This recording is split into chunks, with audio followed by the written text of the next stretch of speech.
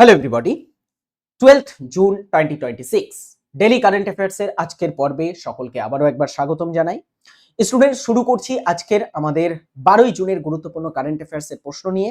তো যারা পর্বটিতে যুক্ত হয়েছে সকলে পর্বটিতে একটা করে লাইক করো এবং শেষ পর্যন্ত দেখতে থাকো। This is Arabul Rahman. প্রতিনিয়ত তোমাদের দ্য ওয়ে অফ সলিউশনে আমি ক্লাস করিয়ে আসছি, বিশেষ করে কারেন্ট অ্যাফেয়ার্স এর পর্ব ডেলি। তো অবশ্যই ডেলি কারেন্ট অ্যাফেয়ার্স দেখতে হলে চ্যানেলটিকে সাবস্ক্রাইব করে ফেলো যারা এখনো সাবস্ক্রাইব করোনি।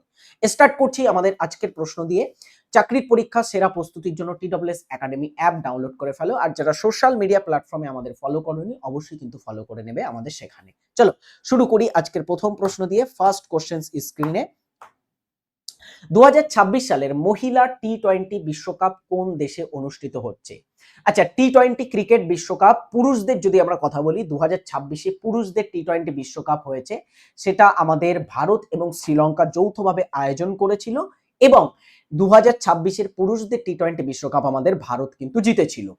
মহিলাদের T20 বিশ্বকাপ এই বছর আয়োজিত হতে চলেছে ইংল্যান্ডে। England is hosting the 2026 T20 Women's World Cup in this summer. এই বছর গ্রীষ্মকালে এই সামারে কিন্তু আয়োজিত হতে চলেছে ইংল্যান্ডে মহিলাদের T20 বিশ্বকাপ। দেখো, মহিলাদের T20 বিশ্বকাপের যদি আমরা সূচনার কথা বলি, প্রথম এই T20 ওয়ার্ল্ড কাপটা সূচনা হয়েছিল 2009-এ। মহিলাদের T20 ওয়ার্ল্ড কাপ প্রথম আয়োজিত হয়েছিল ইংল্যান্ডেই। এবছরেও কিন্তু ইংল্যান্ডে সেটা আয়োজিত হবে। নেক্সট প্রশ্ন, ভারতের কোন প্রধানমন্ত্রীর রেকর্ড ভেঙে দেশের ইতিহাসে সবচেয়ে লম্বা সময় ধরে প্রধানমন্ত্রী পদে থাকার রেকর্ড তৈরি করলেন প্রধানমন্ত্রী নরেন্দ্র মোদী? প্রধানমন্ত্রী নরেন্দ্র মোদী ভারতের বর্তমান প্রধানমন্ত্রী। তিনি তার থার্ড টার্মের জন্য বা তৃতীয়বারের জন্য তিনি ভারতের প্রধানমন্ত্রীর দায়িত্ব সামলাচ্ছেন 2024 সাল থেকে। এবং তিনি, ডিয়ার স্টুডেন্টস, ভারতবর্ষের ইতিহাসে সবচেয়ে দীর্ঘ সময় ধরে নির্বাচিত বা ইলেক্টেড প্রাইম মিনিস্টার বা প্রধানমন্ত্রী হিসাবে সম্প্রতিকালে রেকর্ড গড়লেন এবং তিনি জওহরলাল নেহরু, ভারতের প্রথম প্রধানমন্ত্রী, তার রেকর্ড ভেঙেছেন সম্প্রতিকালে। দেখো, world leaders congratulate prime minister Shri Narendra Modi on becoming India's longest continuously serving democratically elected prime minister. ভারতে গণতান্ত্রিকভাবে নির্বাচিত টানা সবচেয়ে বেশি সময় ধরে প্রধানমন্ত্রী থাকার রেকর্ড গড়লেন প্রাইম মিনিস্টার নরেন্দ্র মোদী, যিনি ভারতের প্রথম প্রধানমন্ত্রী জওহরলাল নেহরুর রেকর্ডটা কিন্তু ভেঙেছেন। জওহরলাল নেহরু তার রেকর্ড ভেঙে প্রধানমন্ত্রী নরেন্দ্র মোদী এই মাসের অর্থাৎ জুন মাসের 10 তারিখে 4399 দিন পূর্ণ করলেন তিনি তার টেনিউরের বা তার যে ইলেক্টেড প্রধানমন্ত্রীর কার্যকালের। এবং এটা হচ্ছে সবচেয়ে দীর্ঘ সময় ধরে আমরা দেখব কোন গণতান্ত্রিক প্রধানমন্ত্রী হিসাবে নয়, 4399 দিন ইলেক্টেড মানে গণতান্ত্রিক ভাবে নির্বাচিত মুখ্যমন্ত্রী এবং প্রধানমন্ত্রী মিলে সবচেয়ে বেশি দিন ধরে তিনি কিন্তু দায়িত্বটা সামলেছেন। ঠিক আছে, মাফ করবে, 4399 প্রধানমন্ত্রী হিসাবে, মাফ করবে, এখানে সেটাই লেখা আছে, আমি একটু ভুল বললাম। প্রধানমন্ত্রী হিসাবে সব থেকে দীর্ঘ সময় ধরে তিনি লংগেস্ট সার্ভিং পিএম এ পরিণত হয়েছেন, ডেমোক্রেটিক গণতান্ত্রিকভাবে নির্বাচিত প্রধানমন্ত্রীর মধ্যে ভারতের। ওকে, নেক্সট প্রশ্ন, ভারতের প্রথম এআই চালিত মেগা ডেটা সেন্টার তৈরি করতে রিলায়েন্স কোম্পানির সাথে পার্টনারশিপ করেছে কোন কোম্পানি? বলো। রিলায়েন্স কোম্পানির সাথে একটা কোম্পানি সম্প্রতিকালে পার্টনারশিপ করেছে। কোম্পানিটার নাম কি? তারা কেন পার্টনারশিপ করেছে? ভারতে প্রথম এআই চালিত মেগা ডেটা সেন্টার তারা তৈরি করতে চলেছে। সঠিক উত্তর হচ্ছে মেটা কোম্পানি। মেটা হচ্ছে ফেসবুক, ইনস্টাগ্রাম এবং হোয়াটসঅ্যাপ বলে যে সোশ্যাল প্ল্যাটফর্ম গুলো আছে তাদের প্যারেন্টস কোম্পানির নাম হচ্ছে মেটা। ঠিক আছে, মার্ক জুকারবার্গ প্রতিষ্ঠা করেন এই কোম্পানিটি এবং Reliance and Meta partner to build India's first AI enable data centre in Jamnagar. তাহলে ভারতবর্ষের প্রথম এআই চালিত মেগা ডেটা সেন্টার রিলায়েন্স আর মেটা মিলে কিন্তু তৈরি করছে মেগা ডেটা সেন্টারটি। এবং ডেয়ার স্টুডেন্টস, এটা কোথায় তৈরি হচ্ছে? জামনগরে তৈরি হবে, যেটা গুজরাটে অবস্থিত আছে আমাদের ভারতবর্ষের। সম্প্রতি ভারত ও কোন প্রতিবেশী দেশ যৌথভাবে ক্রস বর্ডার রেমিটেন্স মেকানিজম চালু করেছে? ক্রস বর্ডার রেমিটেন্স প্রক্রিয়া বা মেকানিজম চালু করেছে সম্প্রতিকালে ভারত এবং প্রতিবেশী দেশ নেপাল, দুটো দেশ মিলে। India and Nepal launch cross-border remittance mechanism to strengthen bilateral financial connectivity. Bharat এবং নেপাল সম্প্রতিকালে এই ক্রস বর্ডার রেমিটেন্স মেকানিজম বা পদ্ধতিটি বা প্রক্রিয়াটি সম্প্রতিকালে চালু করেছে। কেন চালু করেছে? To extend bilateral financial connectivity, দুটো দেশের মধ্যে যে দ্বিপাক্ষিক আর্থিক সংযুক্তি সেটা ডিয়ার স্টুডেন্টস যাতে আরো ভালো হয়, বেটার হয় সেটার জন্য। And newly operationalized system established to direct link between India's Unified Payment Interface by UPI and Nepal's National Payment Interface NPI. এই নতুন প্রক্রিয়াটি কিন্তু ভারতের ইউপিআই এবং নেপালের এনপিআই এই দুটির মধ্যে সংযুক্ত করবে, দুটির মধ্যে কিন্তু লিংক করবে। ঠিক আছে, নেক্সট প্রশ্ন, 2026 সালের ফুটবল বিশ্বকাপে মোট দল অংশগ্রহণ করতে চলেছে। মোট কতগুলি দল? হ্যাঁ, এখানে কতগুলি শব্দটি লেখা হয়নি, কটি দল অংশগ্রহণ করতে চলেছে। এই বছরের ওয়ার্ল্ড কাপটা হতে চলেছে ওয়ার্ল্ড কাপের ইতিহাসে সব থেকে বড় ওয়ার্ল্ড কাপ, মানে সব থেকে বেশি টিম এই বছরের ফুটবল বিশ্বকাপে বা ফিফা ওয়ার্ল্ড কাপে অংশগ্রহণ করবে। 2026-এর ফিফা ওয়ার্ল্ড কাপের আয়োজক কারা? আয়োজক দেশ আমরা দেখেছি 3টে দেশ মিলে আয়োজন করবে এবছরের ফিফা ওয়ার্ল্ড কাপটা। একটা হচ্ছে ইউএসএ, আমেরিকা যুক্তরাষ্ট্র এবং মেক্সিকো, এবং আরেকটি হচ্ছে কানাডা। 3টে দেশ মিলে আয়োজন করবে। তো এই যে ওয়ার্ল্ড কাপটা আয়োজিত হবে, এই ওয়ার্ল্ড কাপে ইতিহাসে প্রথমবারের জন্য 48টি দেশ অংশগ্রহণ করতে চলেছে। World cup 2026 will be the biggest and most exciting edition of the tournament to date, as 48 teams from around the globe complete in 104 fixtures.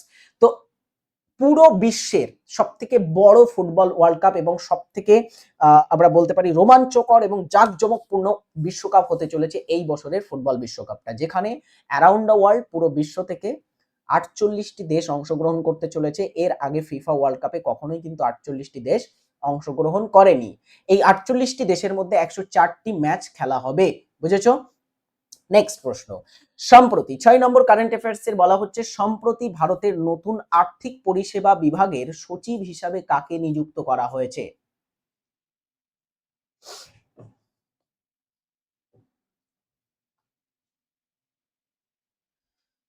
ভারতের নতুন আর্থিক পরিষেবা বিভাগের সচিব হিসাবে নিযুক্ত করা হয়েছে সঞ্জয় লোহিয়াকে।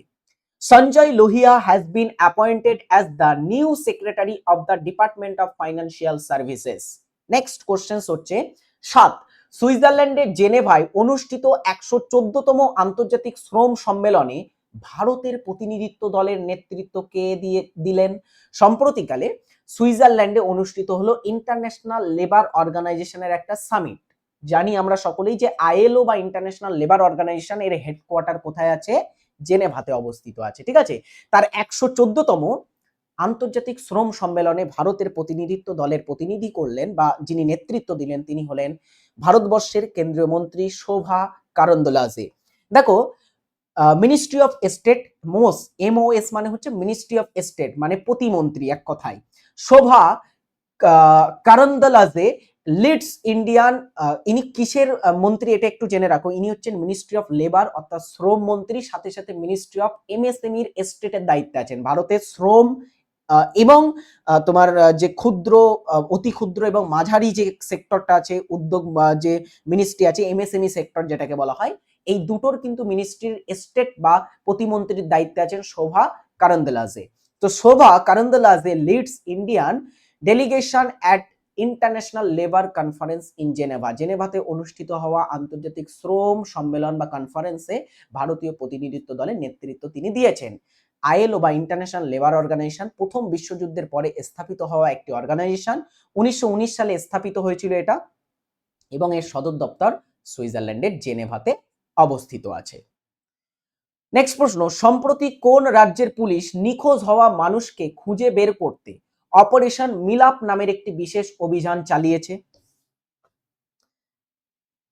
হয় না, বিভিন্ন ব্যক্তি বিভিন্ন রাজ্যে নিখোঁজ হয়ে যায়, তো নিখোঁজ যারা থাকে তাদের খোঁজার জন্য পুলিশ, সেই রাজ্যের পুলিশ সম্প্রতি অপারেশন মিলাপ লঞ্চ করেছিল এবং সেটা সফলভাবে তারা পরিচালনাও করেছে। রাজ্যটির নাম গুজরাট রাজ্য, ঠিক আছে। গুজরাট পুলিশ ট্রেস 1470 অর্থাৎ 1470 missing person under operation Milap in a month. এক মাসের মধ্যে সম্প্রতিকালে গুজরাট পুলিশ 1470 জন নিখোঁজ ব্যক্তি কিন্তু খোঁজ করেছেন বা নিখোঁজ ব্যক্তির সন্ধান করেছেন অপারেশন মিলাপের অধীনে।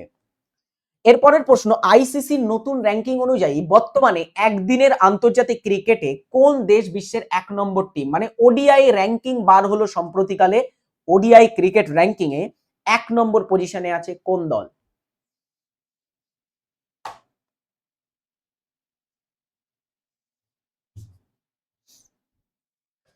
আইসিসির নতুন র্যাঙ্কিং বা ওডিআই র্যাঙ্কিং অনুযায়ী 1 নম্বর স্থানে আছে ওডিআই ক্রিকেটের যে টিম, সেটা হলো ভারত। দেখো ভারত আগেও ছিল।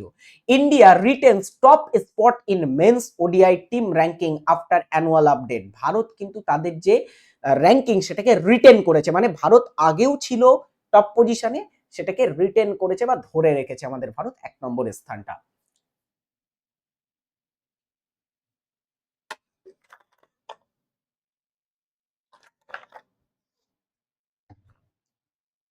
ভারত এই বছরের ব্রিক্সে সভাপতিত্ব করছে, আমরা সকলেই জানি।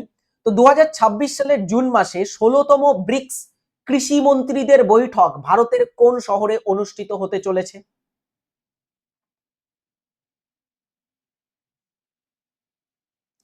কৃষি মন্ত্রীদের বৈঠক হতে চলেছে ইন্দোর শহরে, মধ্যপ্রদেশে। 16th BRICS agriculture minister meeting will be held in Indore on June 12, 13, 2026। June মাসের 12 এবং 13 তারিখে ইন্দোরে অনুষ্ঠিত হতে চলেছে ব্রিক্স এগ্রিকালচার মিনিস্টার বা কৃষি মন্ত্রীদের মিটিং। সেখানে অবশ্যই ভারতের কৃষি মন্ত্রী শিবরাজ সিং চৌহানও উপস্থিত থাকবেন, হ্যাঁ কি না? নেক্সট প্রশ্ন, সিনেমা পরিচালক ভারতী রাজা 84 বছর বয়সে চেন্নাইয়ে মারা গেছেন সম্প্রতিকালে। তিনি মূলত কোন ভাষায় সিনেমা তৈরির জন্য বিখ্যাত ছিলেন?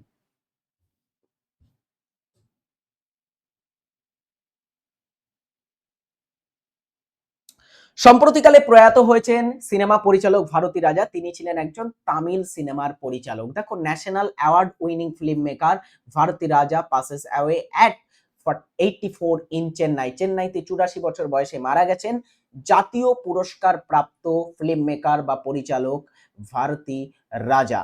নেক্সট আমরা আজকের জিকে প্রশ্ন উত্তর কয়েকটা প্র্যাকটিস করব। বেশি জিকে প্র্যাকটিস করা হবে না, 10টি মতো আমরা জিকে প্র্যাকটিস করব। তো অবশ্যই পর্বটিতে সবাই লাইক করো এবং 10টি প্রশ্ন দেখতে থাকো। চলো, আশা করব তোমরা এই পর্বটিতে যারা যুক্ত হয়েছো তাদের কারেন্ট অ্যাফেয়ার্স খুব ভালো প্র্যাকটিস হচ্ছে। ডেলি কারেন্ট অ্যাফেয়ার্স কিন্তু প্র্যাকটিস করো, নিজের ভিতর কনফিডেন্স পাবে প্রচুর পরিমাণে কারেন্ট অ্যাফেয়ার্স প্র্যাকটিস করলে। ওকে, স্টার্ট করছি আমরা আজকের জিকে প্রশ্ন উত্তরের সেশন। লোকসভার অধিবেশনে সভাপতিত্ব কে করেন?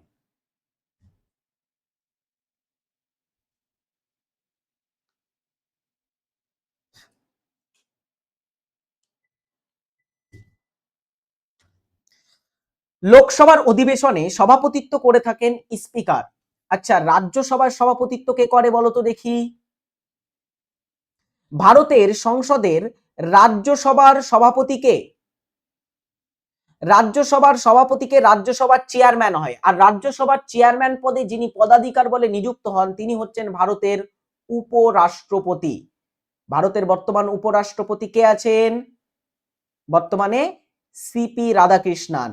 তাহলে আমরা বলতে পারি সিপি রাধাকৃষ্ণান ভারতের বর্তমান রাজ্যসভার সভাপতি। এস, চলো তাহলে বলো তো দেখি লোকসভার স্পিকারকে। বর্তমানে আমাদের লোকসভা হচ্ছে 18তম লোকসভা, তার স্পিকার হচ্ছে স্পিকার ওম বিড়লা।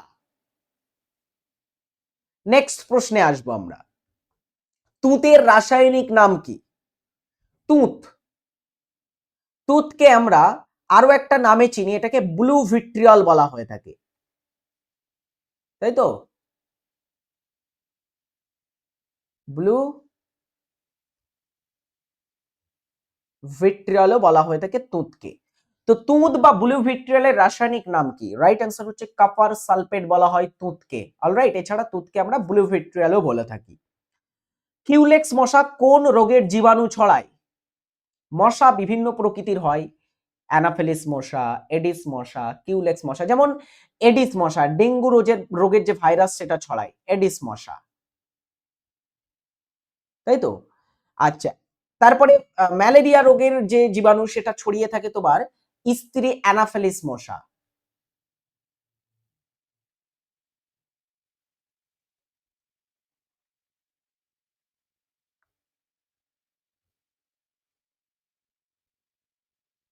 আর ফাইলেরিয়া রোগটা ছড়িয়ে থাকে কিউলেক্স মশা। ফাইলেরিয়াকে আমরা আরো একটা বাংলা নামে চিনি, এটাকে গোদ রোগ বলা হয়, গোদ রোগ। কালাজ্বর, কালাজ্বর ছড়ায় হচ্ছে বালি মাছি বা লেশমেনিয়া বলা হয় কালাজ্বরকে, বালি মাছি ছড়িয়ে থাকে কালাজ্বর বা লেশমেনিয়া। এগুলো হচ্ছে বিভিন্ন প্রাণীর দ্বারা ছড়িয়ে থাকে এই রোগগুলো, ডেঙ্গু, ম্যালেরিয়া, ফাইলেরিয়া বা গোদ রোগ, আর ডেড স্টুডেন্টস কালাজ্বর বা লেশমেনিয়া বালি মাছির দ্বারা ছড়ায়। নেক্সট, 2026 সালে চেতক স্ক্রিন অ্যাওয়ার্ডস এ কোন চলচ্চিত্রটি সেরা চলচ্চিত্র হিসাবে শীর্ষ পুরস্কার লাভ করেছে?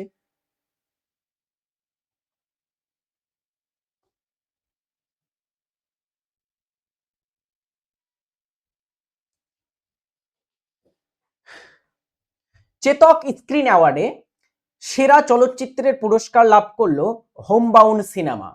চেতক স্ক্রিন অ্যাওয়ার্ড এটা সম্প্রতিকালে প্রদান করা হয়েছে। চেতক স্ক্রিন অ্যাওয়ার্ডে সেরা চলচ্চিত্র হয়েছে হোমবাউন্ড, সেরা পরিচালক হয়েছে কে, সেটা হচ্ছে আদিত্য ধর ধুরন্ধর সিনেমা থেকে, সেরা অভিনেতা হয়েছে পুরুষ অভিনেতা রণবীর সিং ধুরন্ধর থেকে, সেরা অভিনেত্রী হয়েছে নারী ইয়ামি গৌতম ধর হক সিনেমা থেকে, সেরা পার্শ্ব অভিনেতা হয়েছেন পুরুষদের ক্ষেত্রে অক্ষয় খান্না বা অক্ষয় খান্না ধুরন্ধর সিনেমার, আর সেরা পার্শ্ব অভিনেত্রী হয়েছেন শালিনী বৎসা হোমবাউন্ড সিনেমা থেকে।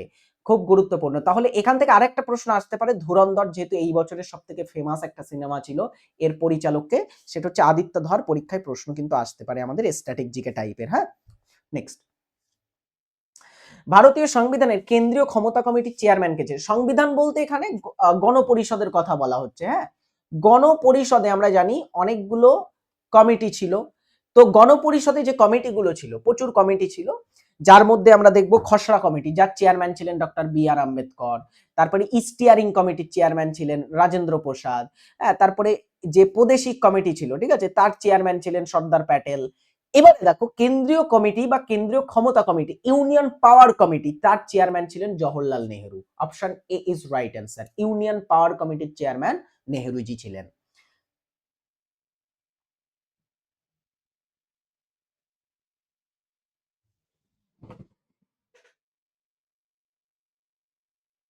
এটা এনটিপিসির পরীক্ষার একটা পিওয়াইকিউস প্রশ্ন, ঠিক আছে।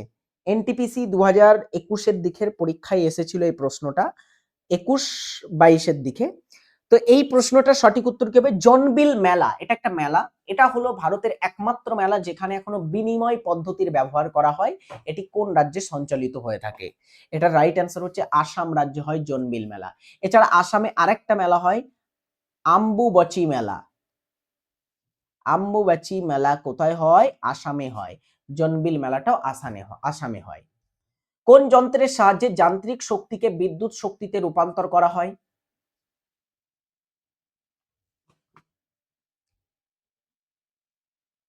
যান্ত্রিক শক্তিকে আমরা বিদ্যুৎ শক্তিতে রূপান্তর করি যে যন্ত্রের সাহায্যে, সেটা হচ্ছে ডায়নামো বা জেনারেটর। জেনারেটর বলা হয় এটাকে। যান্ত্রিক শক্তিকে বিদ্যুৎ শক্তিতে রূপান্তর করা হয়। নদী দ্বারা বহিত হয়ে আসা নবীন পলিমাটিকে কি বলা হয়? নদী দ্বারা বাহিত, নদীর তীরবর্তী অঞ্চলে যে নবীন পলিগুলো থাকে, তো সেই নবীন পলিকে একটা বিশেষ নাম দেয়া হয়, কি নামে আমরা ডাকি?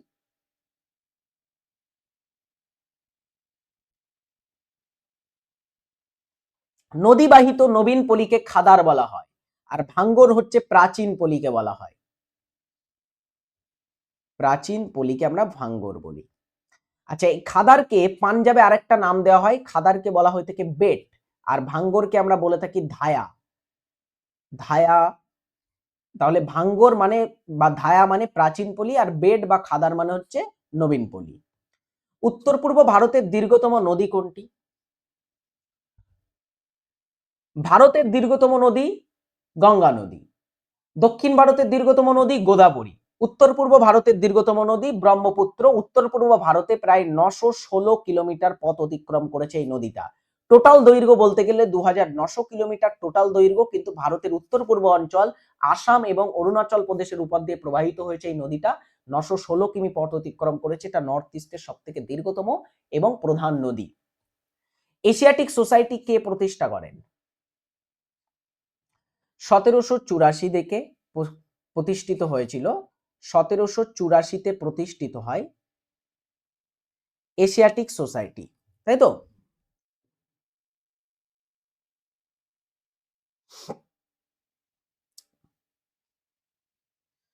তো এশিয়াটিক সোসাইটি কে প্রতিষ্ঠা করেছিলেন?